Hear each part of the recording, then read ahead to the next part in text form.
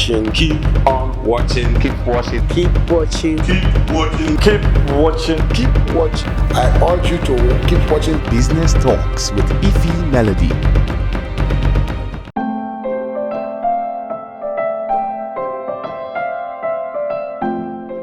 Alright, as always, bringing business stories and information to you.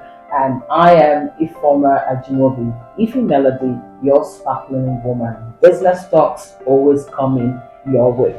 We are here with an outstanding entrepreneur, a woman entrepreneur that we are so proud of, from the city of Enugu and Southeast and Nigeria at large, who's been doing an amazing work with the FIT Council and more. She's the managing partner. I'm talking about Chief Loretta Aniagolu. Today we're going to be discussing with her a little bit, and she's going to give us insight and also probably share a word to young entrepreneurs, business people out there who would also want to be very successful. Good day, ma'am. How are you doing today? Very well, thank you, and welcome. All right. You had the Rwanda High Commission come in recently. Can you tell us a bit about it and what he came to do and what we should be expecting from the FIT Council? Well, you know that the African Free Trade Agreement has been signed by a number of countries, including Nigeria. The last president actually ratified it. So we are all looking at opportunities that might come for members of the chamber and people doing business in the Southeast. You know, Igbos are very adventurous people, very industrious, and are willing to take risks where they see an opportunity.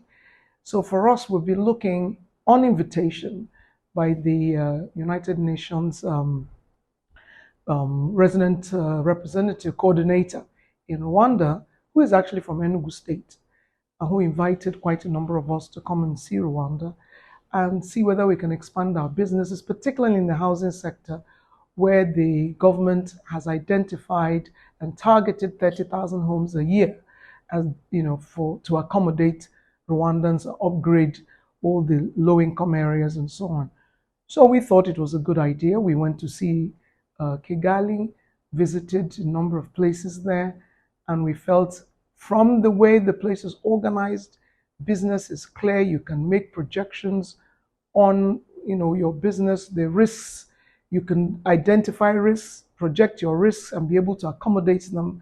The policies are straightforward, the registration of business, very straightforward. I mean, just incredible. So we thought it's something we should take advantage of. So we are looking at the possibility of doing houses there, taking advantage of the incentives. The government has rolled out quite a number of incentives for developers to come in and build in Rwanda. I think also, given the way Nigerian business is declining, foreign exchange is having problems, it's definitely a good place to also make your investment where you will not have foreign exchange issues.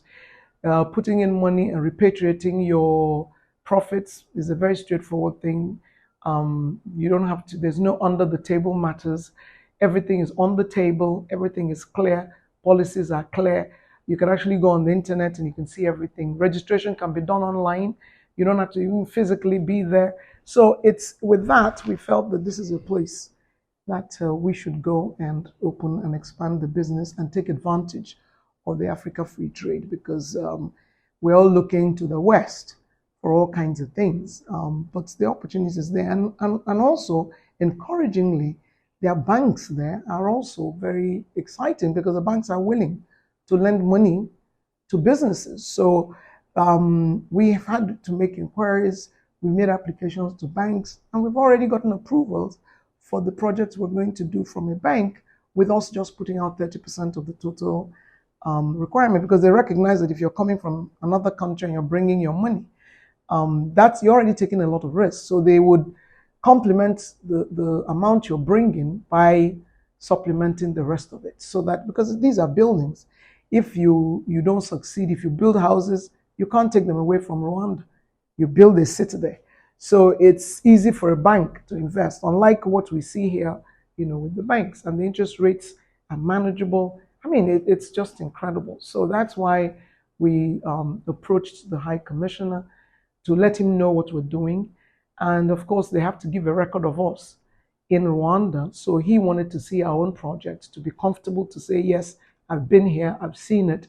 The previous High Commissioner came, gave his own report, and he just came in 2 months ago and had to also give his own report before we continue. And that's why he came. And we felt also we should open him up, since they're looking for investors, to the chamber for other members who might be interested, because the agricultural sector is fantastic. You can actually, a lot of their foods are organic and they're exporting all over the world. So Nigerians who are in the agricultural sector can also take advantage of it, because some of them already have markets. And if you have good products, then the business will be very good for you to do from that place. Excellent. Thank you so much for the Thank insight. And final thing, you've been an outstanding businesswoman over the years. I am personally very curious. Is it a family bloodline thing, or where did they come from, and what has made you stand out? Also, what would you advise any young person who wants to really stand out in business? Well, you just, the bloodline, that's funny, because I remember my late dad would always ask me, he said, in my village, people are not familiar with business. They don't do business in my village. They're professionals, they're lawyers and doctors. He keeps asking me, where did this come from? I think it's just a matter of interest and passion. As for a young person, find out what your passion is. Don't do business because of just money. Go into business because it's what you love. And it's not everybody that is cut out of business. If it's not your line, don't push yourself to kill yourself in something you're really not interested in. There are people who are entrepreneurs at heart. And if you are, find what it is you love, do it, and make money from it. I like to create things. I like to see things, you see a bush, which is why I'm in real estate. You clear it, by the time you're done, it's a masterpiece. It's a beautiful piece of art. And also, I don't do real estate for the sake of it. For me, real estate is the best avenue to make a difference in the lives of people. That's also why the company, we pride ourselves in building affordable elegance, which is what we call our homes. Our homes are not high priced. We price our homes for low to middle income, but they're elegant homes where somebody would want to live in. Because, this is property. This is something you're putting out your money for. So when you make that sacrifice, you buy that home, you want to sit there and look around and beat your chest and say, wow, this is a lovely home, even though it's not expensive. And that's what I'm hoping that more developers would do. When we say in Nigeria, affordable homes, you get in there, there are crooked walls, toilets are cheap, everything is looking awful. And you ask yourself, something could be inexpensive, but it has to be done well, and it has to look nice and be comfortable for the person. Because even if the person is buying it and is inexpensive, the person is putting a lot of effort in saving the money to do it. So put in your heart and give people what is decent. People don't come in and look at our homes and the walls are crooked and all those kinds of things. You don't see it with our properties. We take our time to do things properly. Like this project now. We have 2 bridges. There are not too many real estate developers that would invest money because they want the residents to have good roads. And remember, these are not very expensive homes. But you're doing concrete roads, you're building the roads as concrete because you don't want them to have problems for the next 20, 25 years with the roads. You're doing bridges, you're doing, elegant open areas so families can come out and be comfortable. You're doing playgrounds and putting all the equipment there, not because it doesn't cost money and it doesn't eat into your profit. But when you do something, do it with a little bit of love and consider other people and ask yourself, if you were to live in this place, would you be willing to live in the places where you create? If you're not going to be willing to live in that place, don't do it for somebody else. And for the younger people who are coming in, recognize that doing business is a tremendous challenge. It's not a walk in the park.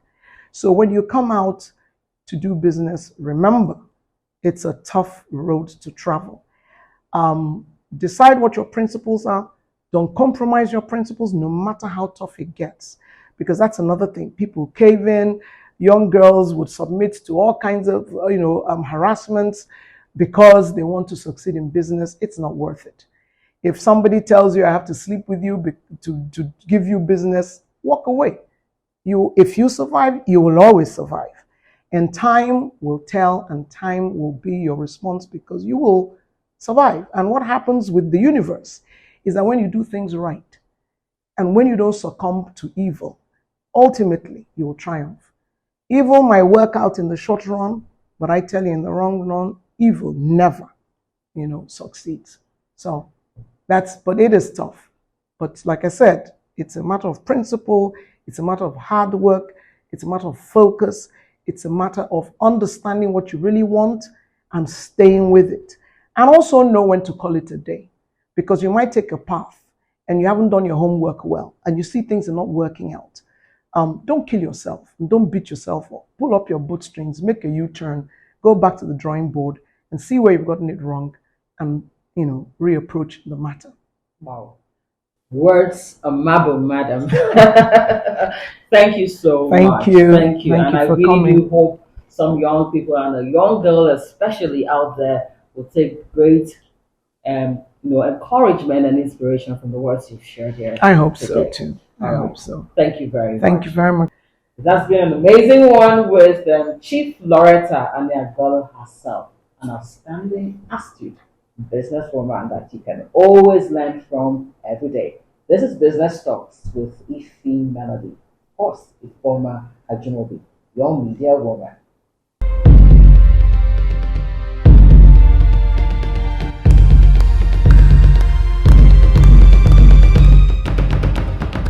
Keep watching. Keep on watching. Keep watching. Keep watching. Keep watching. Keep watching. Keep watching. I urge you to keep watching. Business Talks with IfyMelody.